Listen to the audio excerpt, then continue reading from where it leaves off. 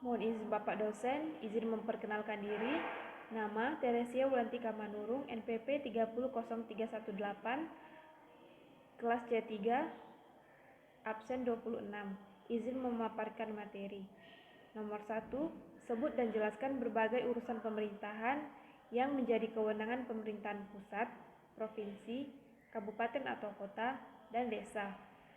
Absolut, wajib, pilihan, dan contohnya dalam bentuk badan, dinas, lembaga, kantor, unit kerja, dan sebutkan landasan pengaturannya. Klasifikasi urusan pemerintahan yang terdapat pada pasal 9 Undang-Undang Nomor 23 Tahun 2014 terdiri atas 1. Urusan pemerintahan absolut adalah urusan pemerintahan yang sepenuhnya menjadi kewenangan pemerintahan pusat. 2.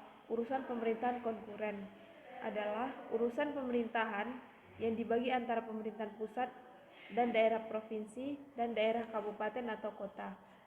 Urusan yang diserahkan ke daerah menjadi dasar pelaksanaan otonomi daerah.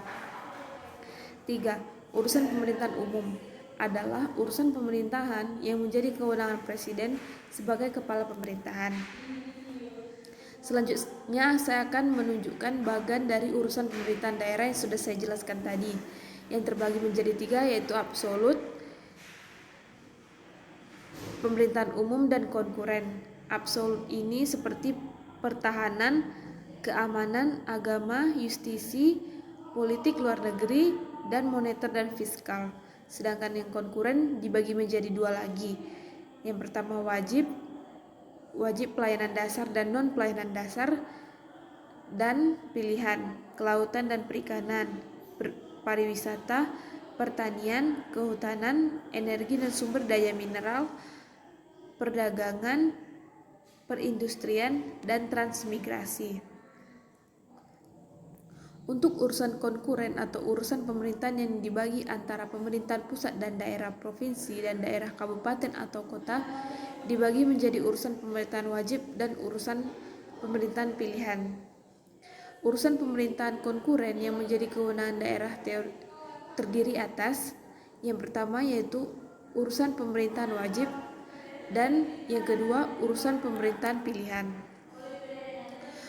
Yang pertama, urusan pemerintahan wajib adalah urusan pemerintah wajib yang diselenggarakan oleh pemerintah daerah terbagi menjadi urusan pemerintahan yang berkaitan dengan pelayanan dasar dan urusan pemerintahan yang tidak berkaitan dengan pelayanan dasar. Nah, saya akan menunjukkan bagian dari urusan pemerintahan wajib. Yang pertama itu pelayanan dasar. Pelayanan dasar itu seperti pendidikan, kesehatan, pekerjaan umum dan penataan ruang, perumahan rakyat dan kawasan pemukiman, ketentraman, ketertiban umum, dan perlindungan masyarakat, serta sosial. Sedangkan non-pelayanan dasar seperti tenaga kerja, pemberdayaan perempuan dan perlindungan anak, pangan, pertanian, lingkungan hidup, administrasi kependudukan dan pencatatan sipil, pemberdayaan masyarakat dan desa, pengendalian penduduk dan keluarga berencana, perhubungan, komunikasi dan informatika, koperasi, usaha kecil dan menengah, sampai ke perpustakaan. Selanjutnya, pembagian urusan pemerintahan konkuren ini antara pemerintahan pusat dan daerah provinsi serta daerah kabupaten atau kota sebagaimana disebutkan di atas didasarkan pada prinsip akuntabilitas, efisiensi, dan eksternalitas serta kepentingan strategis nasional. Berikut kriteria-kriteria urusan pemerintahan pusat, daerah provinsi, dan daerah kabupaten atau kota. Kriteria urusan pemerintahan yang menjadi kewenangan pemerintahan pusat ialah yang pertama itu urusan pemerintahan yang penggunaannya harus lintas daerah provinsi atau lintas negara.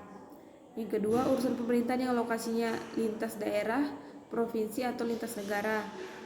Selanjutnya, urusan pemerintahan yang penggunaan sumber dayanya lebih efisien apabila dilakukan oleh pemerintahan pusat. Selanjutnya, urusan pemerintahan yang peranannya strategis bagi kepentingan nasional. Dan yang terakhir, urusan pemerintahan yang manfaat atau dampak negatifnya lintas daerah, provinsi, atau lintas negara. Selanjutnya, kriteria urusan pemerintahan yang menjadi wewenang daerah provinsi adalah yang pertama itu urusan pemerintahan yang penggunaan sumber dayanya lebih efisien apabila dilakukan oleh daerah provinsi. Kedua, urusan pemerintahan yang lokasinya lintas daerah, kabupaten, atau kota. Yang ketiga, urusan pemerintahan yang penggunaannya lintas daerah, kabupaten, atau kota. Yang terakhir, urusan pemerintahan yang manfaat atau dampak negatifnya lintas daerah, kabupaten, atau kota. Selanjutnya, penyelenggara urusan pemerintahan bidang kehutanan, kelautan, serta energi dan sumber daya mineral dibagi antara pemerintahan pusat dan daerah provinsi. Urusan pemerintahan bidang kehutanan yang berkaitan dengan pengelolaan taman hutan raya kabupaten atau kota menjadi kewenangan daerah, kabupaten, atau kota. Urusan pemerintahan pilihan. Ketentuan mengenai pembagian urusan pemerintahan daerah dan pemerintahan pusat dalam urusan pilihan adalah sebagai berikut. Yang pertama, penyelenggaraan urusan pemerintahan bidang kehutanan, kelautan, serta energi dan sumber daya mineral dibagi antara pemerintahan pusat dan pemerintahan daerah. Yang kedua, urusan pemerintahan bidang kehutanan yang berkaitan dengan pengelolaan taman hutan raya kabupaten atau kota menjadi kewenangan daerah, kabupaten, atau kota. Yang ketiga, urusan pemerintahan bidang energi dan sumber daya mineral yang berkaitan dengan pengelolaan minyak dan gas bumi menjadi kewenangan pemerintahan pusat. Keempat, urusan pemerintahan bidang energi dan sumber daya mineral yang berkaitan dengan pemanfaatan langsung panas bumi dalam daerah, kabupaten, atau kota menjadi kewenangan daerah, kabupaten, atau kota. Selanjutnya, soal nomor 2, sebut dan jelaskan peran dan fungsi gubernur, bupati, wali kota, kepala desa, serta lurah dalam penyelenggaraan pemerintahan, dan sebutkan juga landasan pengaturannya. Yang pertama, gubernur. Berdasarkan pasal 91 ayat 1 Undang-Undang Nomor 23 Tahun 2014 tentang pemerintahan daerah, maka gubernur berperan sebagai wakil pemerintahan pusat untuk melaksanakan pembinaan dan pengawasan terhadap penyelenggaraan urusan pemerintahan daerah, kabupaten, atau kota, dan tugas pembantuan oleh daerah, kabupaten, atau kota. Fungsi gubernur adalah untuk memimpin penyelenggaraan pemerintahan daerah berdasarkan kebijakan yang ditetapkan bersama DPRD provinsi. Gubernur juga berperan membina, mengawasi, dan mengkoordinasi penyelenggaraan pemerintahan daerah, kabupaten, atau kota. Pasal 38 ayat 1 Undang-Undang Nomor 32 Tahun 2004 menjelaskan bahwa kedudukan gubernur sebagai wakil pemerintah di daerah memiliki fungsi pembinaan, pengawasan, dan koordinasi urusan pemerintahan di daerah serta tugas perbantuan. Dari isi pasal di atas bisa kita lihat bahwa dalam pelaksanaan otonomi daerah, gubernur sebagai wakil pemerintahan pusat di daerah memiliki kewenangan dalam melakukan pembinaan, pengawasan, dan koordinasi urusan pemerintahan di daerah. Selanjutnya yaitu bupati. Bagaimana peran bupati sebagai daerah otonom dalam menjalankan asas desentralisasi? Dalam menjalankan pemerintahannya, kepala daerah pada tingkat kabupaten ini diberikan kewenangan untuk mengurusi urusan pemerintahannya sendiri, atau yang sering kita sebut dengan desentralisasi. Dengan demikian, prakarsa wewenang dan tanggung jawab mengenai urusan-urusan yang diserahkan tadi sepenuhnya menjadi tanggung jawab daerah itu sendiri. Fungsi bupati yaitu 1. Perumusan kebijakan teknis dan perencanaan program bidang kepegawaian. 2. pengkoordinasian dan fasilitasi bidang kepegawaian. 3. Pengarahan dan pemberian petunjuk teknis bidang kepegawaian. 4. Penyelenggaraan urusan pemerintahan dan pelayanan umum bidang kepegawaian.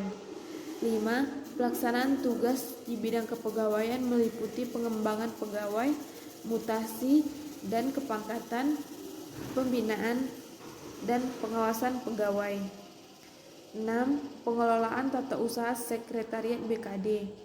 7. Penginventarisasian permasalahan dalam pelaksanaan tugas BKD dan penyusunan alternatif penyelesaian masalah.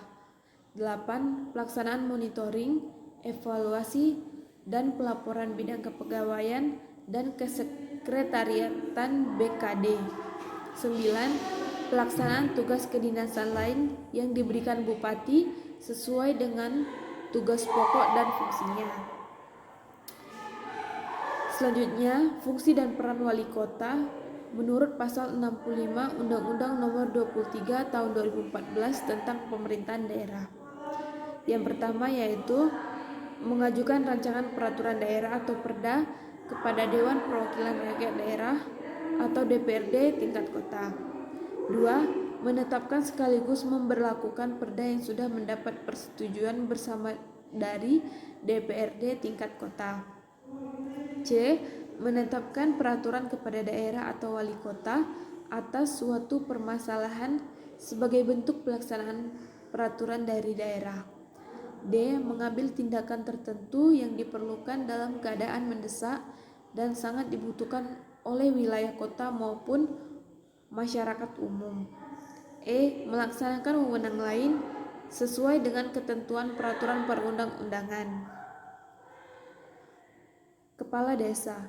Dalam Permendagri Nomor 84 Tahun 2015 tentang susunan organisasi dan tata kerja pemerintahan desa atau SOTK desa, mulai dari pasal 6 sampai pasal 10 disebutkan bahwa kepala desa dan perangkat desa mempunyai tugas dan fungsi diantara sebagai berikut. Pasal 6 ayat 3, untuk melaksanakan tugas sebagaimana yang dimaksud pada ayat 2, kepala desa memiliki fungsi-fungsi sebagai berikut. 1. Menyelenggarakan pemerintahan desa seperti tata praja pemerintahan, penetapan peraturan di desa, pembinaan masalah pertahanan, dan pembinaan ketentraman dan ketertiban. 2. Melaksanakan pembangunan seperti pembangunan sarana dan prasarana perdesaan. 3. Pembinaan kemasyarakatan seperti pelaksanaan hak dan kewajiban masyarakat. 4. Pemberdayaan masyarakat seperti tugas sosialisasi dan motivasi masyarakat di bidang budaya. Dan yang terakhir, menjaga hubungan kemitraan dengan lembaga masyarakat dan lembaga lainnya. Peran kepala desa yaitu melayani kepentingan publik di desa. Pengertian peranan kepala desa dimaknai sebagai pelaksanaan tugas dan fungsi sesuai wewenang kepala desa berdasarkan peraturan perundang-undangan yang berlaku. Selanjutnya yaitu lurah. Lurah memiliki banyak peran dalam kepemimpinannya, antara lain sebagai fasilitator, peran sebagai pemecah masalah, sebagai komunikator, dan sebagai pengayom bagi masyarakat yang dipimpinnya. Untuk melaksanakan tugasnya, lurah memiliki beberapa fungsi yang akan saya sebutkan. Yang pertama, menyusun program kerja dan kegiatan kelurahan. Mengatur kegiatan kelurahan meliputi penyiapan perumusan kebijakan teknis dan operasional di kelurahan, dan mengatur mendistribusikan tugas kepada bawahan sesuai dengan tugasnya masing-masing. Selanjutnya, nomor 3, cara presiden, gubernur, wali kota mendelegasikan wewenangnya. Cara presiden, gubernur, wali kota mendelegasikan wewenangnya kepada kepala desa ialah mengacu pada dasar tugas perbantuan yang diatur dalam Undang-Undang Nomor 32 Tahun 2014 tentang Pemerintahan Daerah. Berdasarkan pasal Undang-Undang Nomor 32 Tahun 2014, tugas pembantuan adalah penugasan dari pemerintahan kepada daerah dan atau desa dari pemerintahan provinsi kepada kabupaten-kabupaten atau kota dan atau desa, serta dari pemerintahan kabupaten atau kota kepada desa untuk melaksanakan tugas pembantuan. Selama ini, tugas pembantuan hanya dilakukan satu arah saja, yakni dari institusi pemberi tugas kepada institusi penerima tugas, sehingga arahnya bersifat top down. Pada dasarnya, tugas pembantuan adalah tugas melaksanakan peraturan perundang-undangan tingkat lebih tinggi. Baiklah, sekian dari hasil presentasi yang saya paparkan tadi. Lebih dan kurang saya mohon maaf. Terima kasih dan salam sejahtera.